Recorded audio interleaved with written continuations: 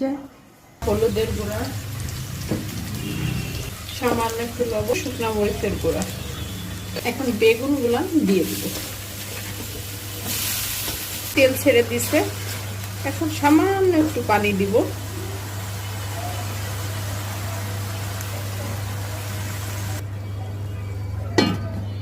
কিছুক্ষণ ঢাকা থাক, বেগুনটাও গলে যাবে আর পানিটাও টেনে যাবে। দেখি হয়ে গেছে কিনা।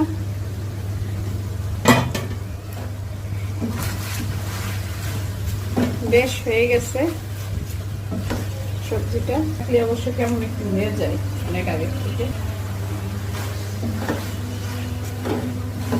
যে সেন্ট বেরোইছে বাবা, খুব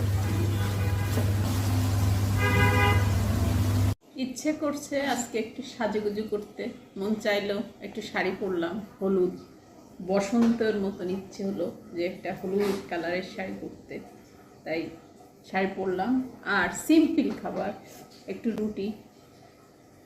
মাঝে মাঝে একটু ডায়েটও করতে হয়, আবার ভারী খাবারও খেতে হয়, সব কিছু ব্যালেন্স। অনেক সময় মাছ মাংস থাকে না বাসায়, অনেকের যাই থাকে সেটা একটা দ্রুত করে নিলাম, তেমনই একটা সবজি।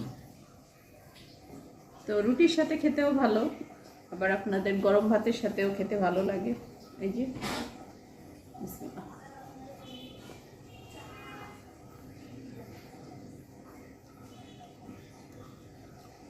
মানে ধনিয়া পাতা ফ্লেভারটা এত ছড়িয়েছে যে আসলে এইভাবে চচ্চড়ি করলে আপনার 2-3টা রুটি অনায়াসে খাওয়া যাবে।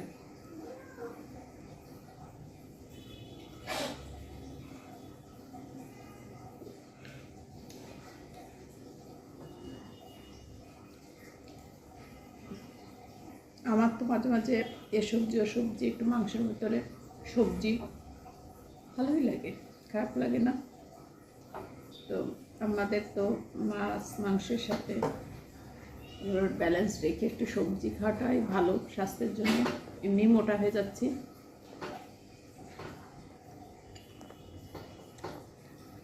লাল লাল পেঁপে,